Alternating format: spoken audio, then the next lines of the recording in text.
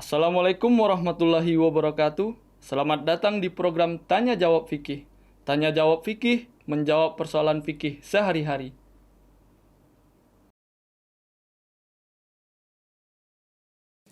Bismillahirrahmanirrahim. Assalamualaikum warahmatullahi wabarakatuh. Pemirsa MTA dimanapun Anda berada, bagaimana kabar Anda? Semoga Allah Ta'ala memberikan nikmat kesehatan kepada pemirsa sekalian. Amin. Allahumma amin. Selamat berjumpa kembali bersama kami di program Tanya Jawab Fikih. Saya Abdul Arif Hai. Telah hadir bersama kita Bapak Maulana Saifullah Mubarak Ahmad di studio. Dan seperti yang telah saya sampaikan pada episode sebelumnya, bahwasanya kita akan membahas berkenaan dengan zakat. Hal-hal yang lebih merinci berkenaan dengan zakat, dan ini tentunya membutuhkan perhatian yang khusus dari pemirsa tentunya. Saya akan sapa Bapak Maulana Saifullah Mubarak Ahmad dan kita akan langsung kepada program utama kita, yaitu menjawab pertanyaan-pertanyaan yang telah disediakan. Assalamualaikum Bapak. Waalaikumsalam warahmatullahi. Yang seperti kita telah bahas dan juga singgung tadi, bahwasanya kita akan masih membahas berkenaan dengan zakat Pak. Ya. Dan juga masih banyak hal-hal lain yang bidang-bidang atau bab-bab lain dari zakat yang harus kita pahami secara mendalam begitu ya Pak. Ya. Kita akan langsung kepada pertanyaan kita. Ada 3 pertanyaan dan saya akan membacakan pertanyaan pertama Pak. Ya, apakah ada zakat untuk perhiasan dan properti, misalnya rumah dan tanah? Ya, jazakallah khairan. Bismillahirrahmanirrahim. Pertama saya akan jawab terlebih dahulu berkaitan dengan properti ya, seperti rumah dan tanah. Nah, Hazrat Masih Maud Wassalam pernah bersabda bahwa tidak ada kewajiban membayar zakat untuk rumah atau untuk bangunan begitu. Bangunan yang diam begitu saja tidak ada kewajiban untuk membayar zakat. Nah, kalau misalnya rumah itu disewakan, maka yang dizakatkan adalah hasil dari sewa itu. Maksudnya, misalnya seseorang menyewakan rumahnya, begitu, menyewakan rumahnya dengan beberapa juta misalnya selama 1 tahun.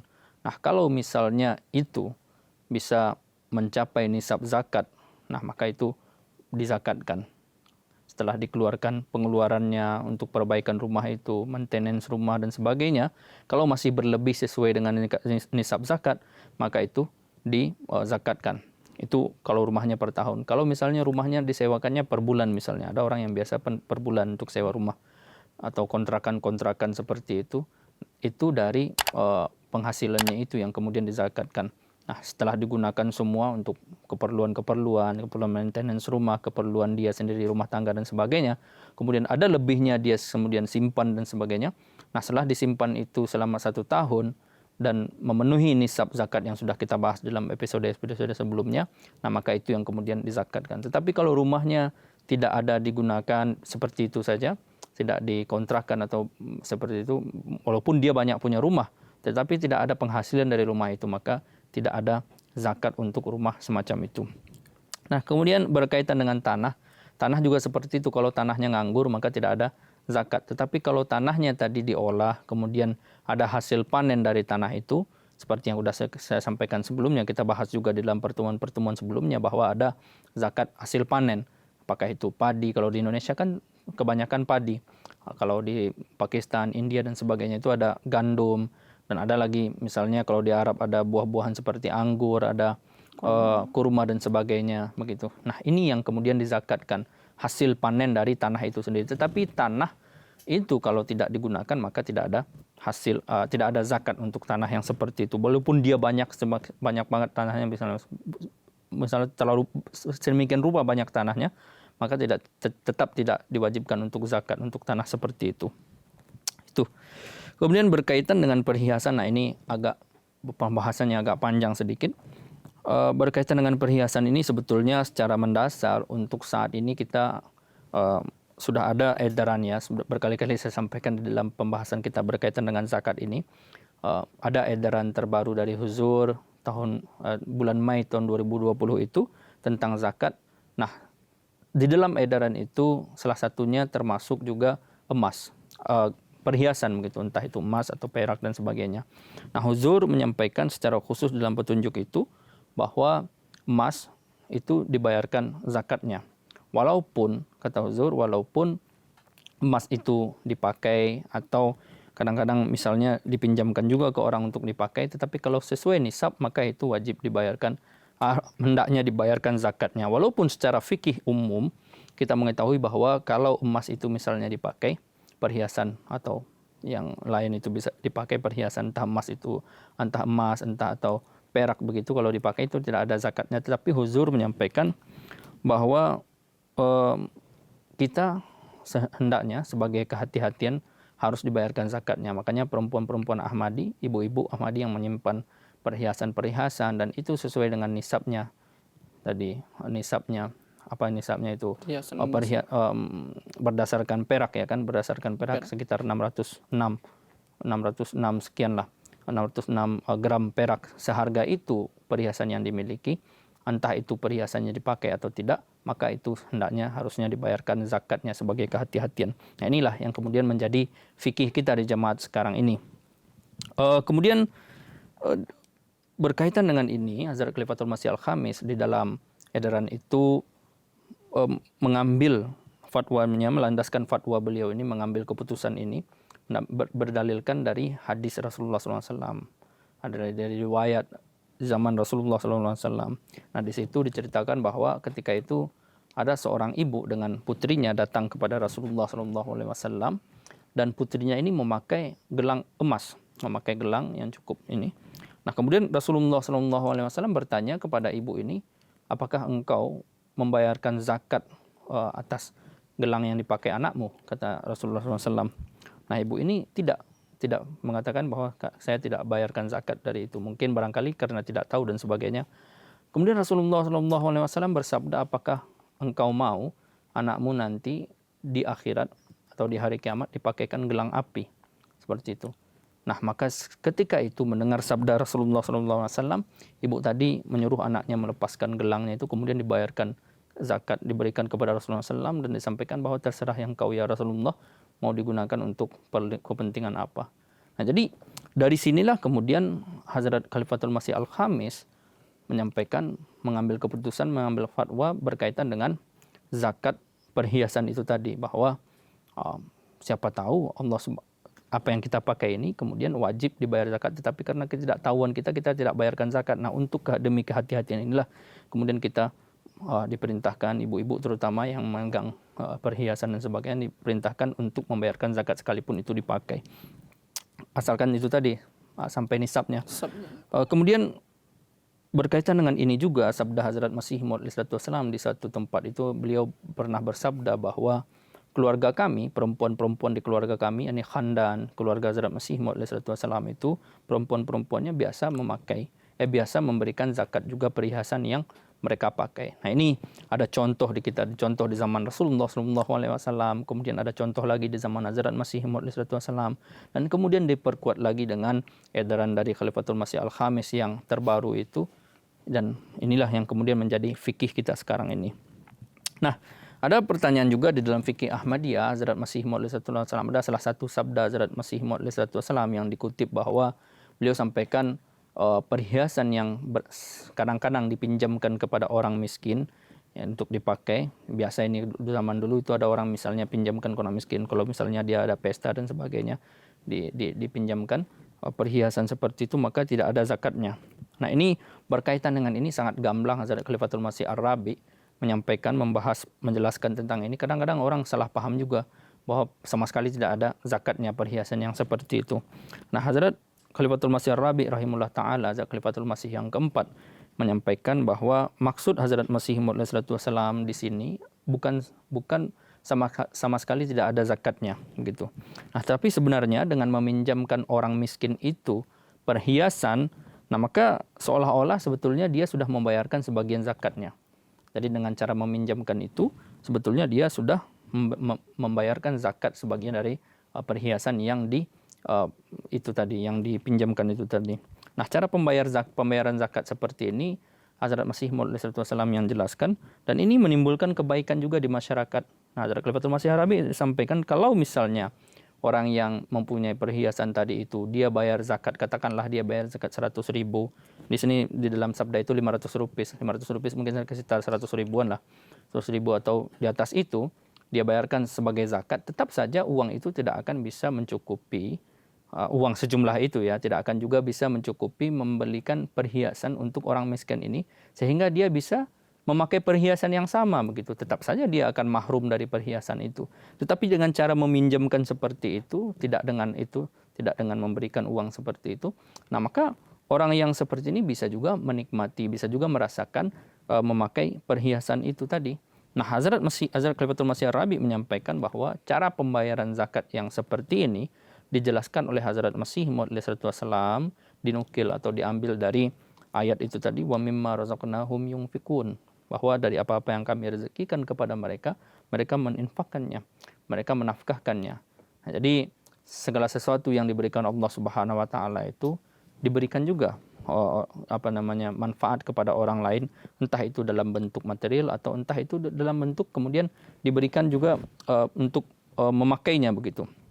Nah, ini adalah salah satu juga cara pembayaran zakat melalui itu tadi, meminjamkan itu tadi. Tetapi kalau misalnya nih, kita kan sudah meminjamkan ya, kita misalnya seseorang nih, banyak dia punya perhiasan emas.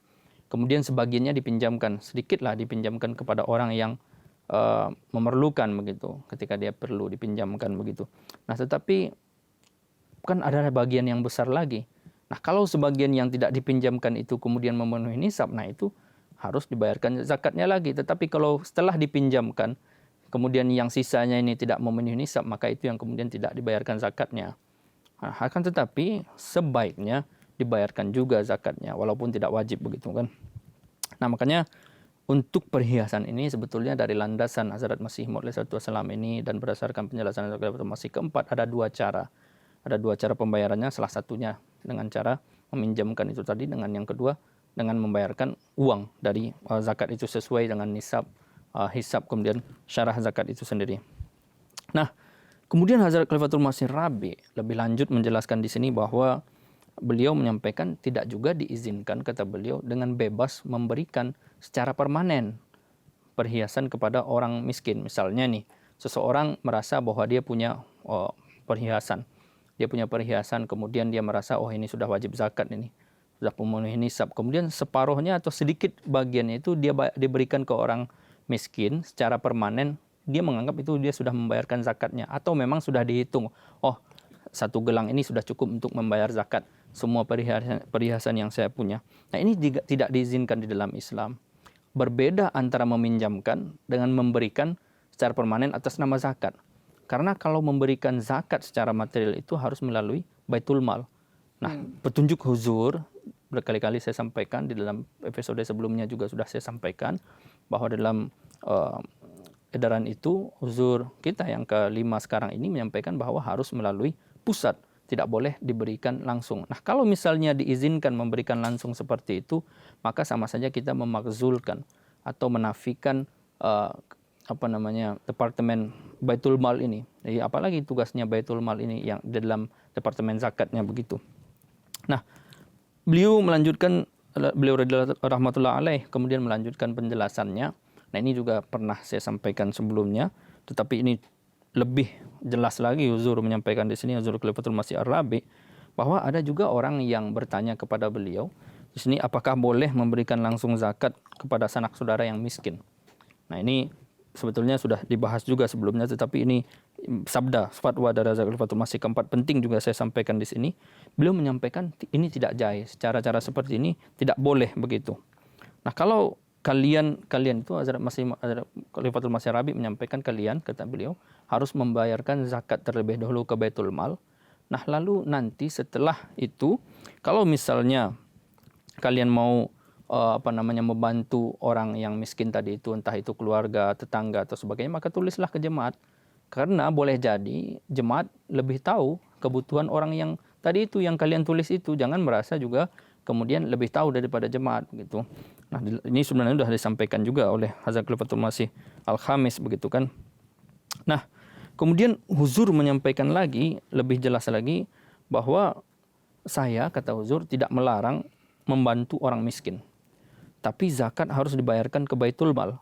Nah, membantu orang-orang miskin, orang-orang yang membutuhkan, khususnya karib kerabat, adalah tanggung jawab kalian, kata beliau. Nah, berilah dari harta lain, bukan dari zakat. Nah, kenapa kalian harus memberikan dari zakat? Kalau memang kalian merasa melihat keluarga kalian itu, kata beliau, membutuhkan, keluarga kita orang kaya misalnya melihat keluarga kita atau sanak saudara kita atau tetangga kita membutuhkan, maka kenapa harus dari zakat? Bayarlah dari pos lain, dari harta lain, tidak harus dari zakat begitu.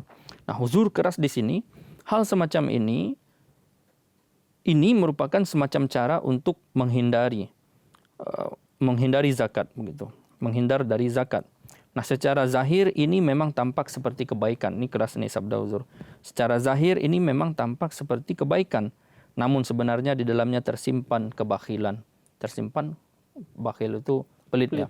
Nah, supaya terbebas dari membayar kewajiban yang lain. Jadi kadang-kadang ya kita tidak mendakwa ya, tidak menuduh orang-orang yang kemudian membagikan zakatnya, barangkali mereka tidak tahu. Kadang-kadang ada orang yang momen-momen bulan Ramadan ini nih, kadang-kadang orang kaya begitu membagi-bagikan nih hartanya sendiri, dan itu dianggap sudah membagikan zakatnya, dibagi-bagikan sendiri gitu, kasih hadiah sana sini, kasih THR dan sebagainya. Nah, ini barangkali kita tidak menuduh, tetapi barangkali ada yang seperti itu. Nah, huzur sampaikan kalau mau bagi-bagi hadiah, memberikan bantuan dan sebagainya itu berilah dari pos lain, jangan dari zakat. Nah, boleh jadi kata huzur, jangan sampai juga kita kemudian menjadi orang-orang yang terhitung sebagai orang yang bakhil begitu. Nah, ini yang kemudian huzur sampaikan. Nah, tadi kembali lagi kepada pembahasan tentang perhiasan, zakat perhiasan itu. Hazrat Khalifatul Masih Al-Khamis yang letis ini dalam petunjuk beliau itu, kenapa beliau menekankan orang kita untuk memberi zakat sekalipun itu secara umum ya, memberikan zakat perhiasan. Nah, karena keadaan zaman sekarang ini tidak seperti dulu lagi. Kalau dulu mungkin orang masih mau meminjamkan kepada orang lain perhiasan gitu. Tetapi di zaman ini siapa yang percaya begitu? Meminjamkan perhiasan kepada orang lain malah menimbulkan kecurigaan, ya kan? Kadang apa ini? Kok saya dipinjamkan perhiasan dan sebagainya? Atau dari sisi pihak orang yang meminjamkan bisa saja timbul ketidakpercayaan, jangan-jangan ini dibawa lari pula, dihilangkan dan sebagainya, rusak dan sebagainya. Maka atas dasar itulah kemudian Hazrat Khalifatul Masih Al-Khamis memerintahkan secara umum, memberi petunjuk secara umum untuk membayar zakat perhiasan itu dibayarkan kepada Baitul Mal begitu. Jadi cukup jelas ya Pak, kita runut dari awal bahwa rumah yang tidak mengeluarkan hasil atau rumah yang ditinggal begitu tidak perlu dibayarkan zakatnya kecuali disewakan. Begitupun tanah yang tidak diolah kecuali disewakan begitu ya, menghasilkan hasil begitu ya. Dan satu hal menarik bahwasanya dalam hal perhiasan kita harus membayarkan zakatnya sebagai bentuk kehati-hatian. Karena dasarnya kita di zaman Rasulullah pun orang-orang yang memakai perhiasan harus membayar zakat, Masih Maud pun membayarkan zakat. Dan juga petunjuk-petunjuk dan sabda-sabda dari Hazrat Khalifatul Masih Al-Khamis dan juga Hazrat Khalifatul Masih Rabi' juga menjelaskan bahwasanya beberapa hal harus dibayarkan zakatnya dalam perhiasan ini, dan juga berkenan dengan bantuan-bantuan yang harus diberikan kepada sanak saudara atau karib kerabat itu tidak perlu harus dari zakat, tapi harus mungkin dari uang-uang lain atau bantuan-bantuan lain. Sedangkan zakat harus diserahkan kepada Baitul Mal gitu ya, Pak. Jemaat lah, kalau di kita Baitul Mal kita jemaat. Ya Pak. Pertanyaan yang kedua Pak, siapa saja orang yang berhak menerima zakat Pak? Ya, berkaitan dengan orang-orang yang menerima zakat ini, nah ini campur aduk ini. Karena zakat, orang-orang di kita ini pemahaman berkaitan dengan zakat ini zakat fitrah yang biasanya untuk Idul Fitri itu masih dimasukkan ke dalam zakat yang mal ini. Di campur aduk yang disebutkan di dalam Al-Quranul Karim ini, siapa-siapa saja yang menerima zakat, yang berhak menerima zakat, dikaitkan juga dengan zakat fitrah. Padahal zakat fitrah dan zakat mal ini dua hal yang jauh berbeda. Zakat fitrah kan sadaqatul fitr, sedekah di hari Idul Fitri. Penggunaannya khusus untuk orang-orang yang membutuhkan, orang-orang miskin, untuk kepentingan-kepentingan di hari Idul Fitri begitu. Nah, tetapi untuk orang-orang yang berhak menerima zakat ini disampaikan khusus di dalam Al-Quranul Karim siapa-siapa saja. Nanti kita akan bahas. Nah, di sini Allah Subhanahu wa taala di dalam surat At-Taubah ayat 60, Allah Subhanahu wa taala berfirman, A'udzubillahi minasyaitonirrajim, innamas shadaqatu lil fuqara'i wal masakin wal 'amilina 'alaiha wal mu'allifati qulubuhum wa fir riqabi wal gharimin wa fi sabilillah wa banis sabil faridatan minallah wallahu alimun hakim. Jadi Allah Subhanahu wa taala berfirman, saya bacakan terjemahnya di sini. Sesungguhnya sedekah-sedekah itu untuk orang-orang fakir dan orang-orang miskin dan petugas-petugas dalam urusan itu, dan orang-orang yang dipikat hatinya, dan untuk membebaskan tawanan, dan untuk mereka yang berhutang, dan untuk mujahid-mujahid di jalan Allah, dan orang-orang musafir. Yang demikian itu ketetapan dari Allah, dan Allah Maha mengetahui, Maha bijaksana. Nah, dari ayat ini kita ketahui bahwa ada beberapa poin disampaikan oleh Allah Subhanahu wa taala di sini. Setidaknya ada 8 jenis orang musarrif atau mustahik zakat di sini. Yang pertama fuqara, ya kan? Lil fuqara'i. Jadi fuqara ini adalah jamak dari fakir. Di fakir. Nah, siapa itu fakir? Fakir adalah orang yang membutuhkan, yang memerlukan bantuan orang lain untuk memenuhi kebutuhannya, dan dia tidak memiliki apa-apa untuk memenuhi kebutuhan sehari-hari. Jadi orang fakir ini betul-betul ini orang susah ini. Dia tidak memiliki apa-apa untuk memenuhi kebutuhannya sehari-hari. Itu yang disebut dengan fakir. Nah, ini orang yang paling pertama berhak, dan berlandaskan ini juga nanti kemudian siapa-siapa yang kemudian harus diberikan zakatnya. Jadi poin pertamanya adalah fakir, orang yang tidak memiliki apa-apa untuk memenuhi kebutuhannya. Kemudian miskin. Yang kedua wal masakin.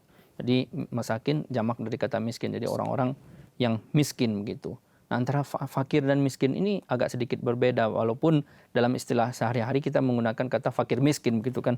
Tapi sebetulnya berbeda gitu. Nah, orang masakin ini, orang miskin ini adalah orang yang membutuhkan bantuan gitu, orang yang membutuhkan uang lah katakanlah seperti itu, kebutuhan yang orang ini orang yang membutuhkan yang jatuh miskin karena keadaan. Jadi orang ini sebetulnya awalnya itu tadi dia bukan miskin, tetapi karena keadaan dia jatuh miskin. Nah, seolah-olah tak berdaya karena keadaan begitu. Nah, misalnya di sini di dalam fikih Ahmadiyah disampaikan seorang yang memiliki keterampilan, tapi untuk memanfaatkan keterampilannya itu untuk bekerja sesuai dengan keterampilannya itu, dia tidak bisa membeli alat-alat misalnya. Membeli alat-alat yang kemudian menyokong keterampilannya itu tadi. Katakanlah misalnya tukang pahat misalnya kan, dia nggak bisa beli alat pahat gitu, jadi nggak bisa mahat.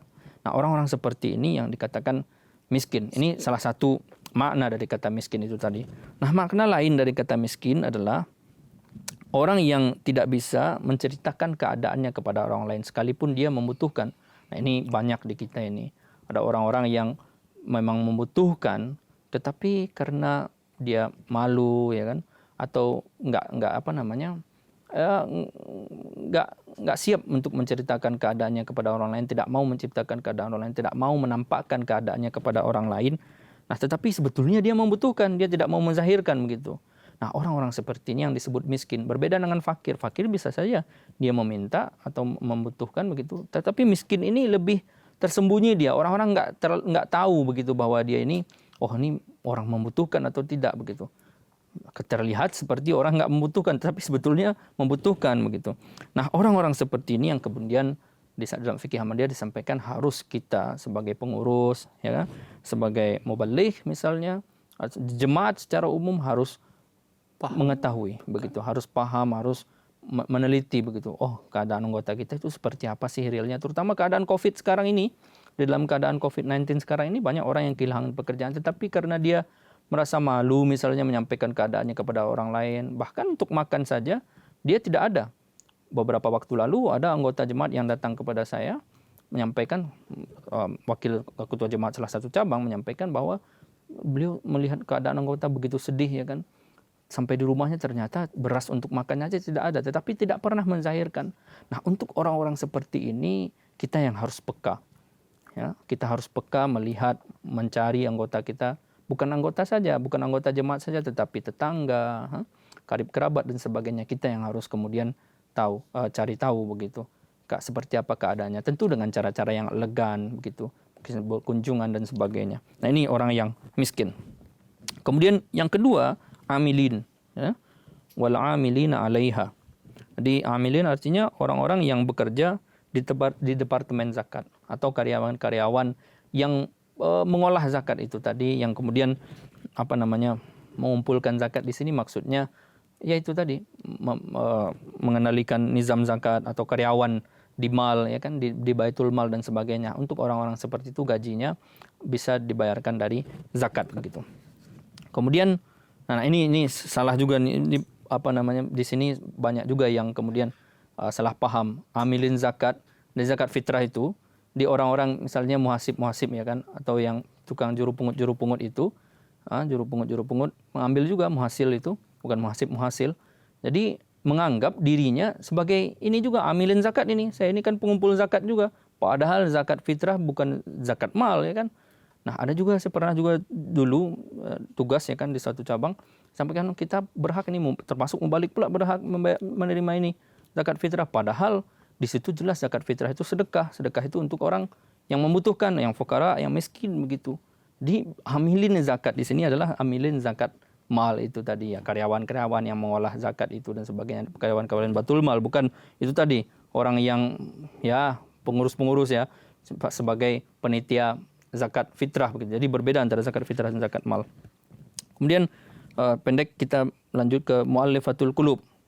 Jadi orang yang dipikat hatinya. Ini dalam terjemahan kita disebutkan orang-orang yang dipikat hatinya. Nah, ini orang-orang seperti ini adalah orang-orang yang artinya orang yang baru masuk Islam misalnya, atau orang yang ada kecenderungan kepada Islam. Nah, misalnya orang-orang yang baru masuk Islam, orang mu'allaf begitu, atau orang yang baru masuk jemaat, orang baru baiat di suatu tempat, dia ditentang. Karena penentangan sehingga dia bisnisnya hilang, mata pencariannya hilang dan sebagainya. Untuk orang-orang seperti ini supaya dia tidak tidak menjauh dari jemaat, tidak jauh dari Islam, atau untuk menghibur juga, untuk memberikan keamanan juga, rasa aman kepada orang-orang seperti itu, bisa dikeluarkan dari zakat. Atau orang-orang yang sedang ditablighi, ya kan, orang yang sedang ditablighi, dia sebetulnya sudah tertarik kepada Islam, sudah tertarik kepada jemaat Ahmadiyah sebagai Islam yang benar, tetapi dia ada merasa enggan, kalau saya masuk jemaat nanti bisnis saya hilang itu dan sebagainya. Nah, untuk orang-orang seperti ini, untuk memberikan rasa aman kepada, jaminan kepada orang seperti ini, maka boleh dibayarkan dari zakat. Ya. Kemudian selanjutnya ar-riqab. Nah, ar-riqab ini jamak dari raqabah. Nah, secara umum artinya adalah seseorang yang berada di bawah kekuasaan orang lain, tidak bisa bergerak tanpa izinnya. Jadi dia betul-betul orang ini terkungkung begitu. Nah, misalnya orang yang ditawan oleh musuh, mungkin dijadikan budak dan sebagainya. Kemudian orang yang tenggelam atau orang yang dililit oleh hutang dan yang memberi hutangnya terus mendesak begitu. Nah, ini boleh dibantu melalui zakat begitu. Ini ar-riqab. Kemudian al-gharimin. Ini gharimin ini jamak dari gharim. Gharim gitu. Nah, orang yang tertimpa musibah yang tak diduga-duga. Nah, misalnya di sini dalam fikih Hambali disampaikan tidak sengaja merugikan orang lain. Seseorang tidak sengaja merugikan orang lain dan dia harus bertanggung jawab atas itu. Misalnya dia pergi ke suatu tempat, ada barang mahal dijatuhkan kemudian pecah begitu. Nggak bisa sanggup bayar, tapi nggak sengaja kan dia. Nah, untuk orang-orang yang tertimpa musibah yang tiba-tiba seperti ini, dia boleh dibayarkan dari zakat. Kemudian yang kedua, atau keluarganya, bukan dia sendiri, keluarganya yang kemudian tertimpa musibah, tertimpa masalah, melakukan suatu kesalahan dan sebagainya, tapi dia menjamin begitu, dia sebagai penjamin untuk yang bertanggung jawab. Nah, untuk orang seperti ini juga bisa dibayarkan dari zakat. Nah, selanjutnya yang ketujuh, ini kita cepat aja mungkin barangkali waktu kita ini, fi sabilillah. Nah, jadi segala pengeluaran di jalan Allah Ta'ala untuk kepentingan Islam dan umat Muslim. Nah, ini untuk jalannya nizam jemaat dan sebagainya, untuk membalik dan tabligh Islam dan sebagainya, ini bisa diambil dari fisabilillah ini. Kemudian selanjutnya yang terakhir Ibnu Sabil. Nah, Ibnu Sabil ini musafir. Nah, musafir kan beda konteksnya dulu dengan sekarang. Nah, di sini dalam fikih Ahmadiyah disampaikan ada dua pengeluaran. Ada pengeluaran yang mendesak atau misalnya musafir yang di jalan kehabisan uang dan sebagainya. Nah, bisa dikasih bantuan. Kemudian yang tetap, nah misalnya bangun wisma, bangun penginapan, ya kan, persinggahan, ada pusat informasi. Kemudian ada bisa juga kita makan gratis untuk para musafir. Dan yang lebih lanjut lagi, kan uang zakat ini juga bisa untuk pemerintah, untuk bangun jalan, memperbaiki jalan. Intinya untuk orang-orang yang pejalan musafir, kita memfasilitasi itu.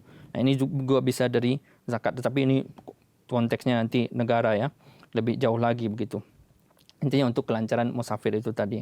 Nah, ini petunjuk dasar dari Allah Subhanahu wa taala, ada 8 orang yang kemudian berhak menerima zakat. Nah, akan tetapi untuk menentukan zakat ini diberikan kepada mustahik yang mana, kepada musarif zakat yang mana, ini Khalifah Waqf, Hazrat Khalifatul Masih yang kemudian memiliki keputusan, memiliki kewenangan, entah itu khalifah dengan sesuai dengan keadaan dan kebutuhan saat itu memberikan zakat ini pada suatu tempat atau pada suatu musarif zakat saja, itu terserah dia dan ini sesuai dengan syariat. Karena Khalifah Hevak lah yang kemudian berhak dan kemudian tahu di mana ini zakat harus dibelanjakan gitu.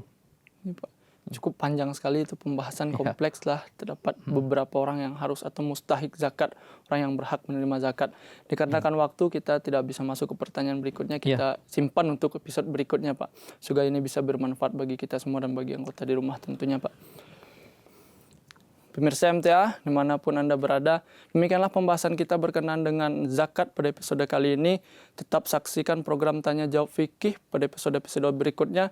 Dan jangan lupa untuk tetap menyaksikan program-program MTA Indonesia lainnya dan juga menyaksikan khutbah Zat Khalifatul Masih Al-Khamis Aidatullah bin Nasril Aziz hanya di MTA. Jika Anda memiliki pertanyaan, saran, komentar, serta masukan, kirimkan saja ke alamat email di bawah ini dengan menyertakan tagar Tanya Jawab Fikih. Saya Arif Abdul Hai berserta kerabat kru yang bertugas mohon pamit undur diri, dan sekali lagi saya ingatkan untuk tetap menyaksikan program Tanya Jawab Fikih. Tanya Jawab Fikih menjawab persoalan fikih sehari-hari. Wassalamualaikum warahmatullahi wabarakatuh.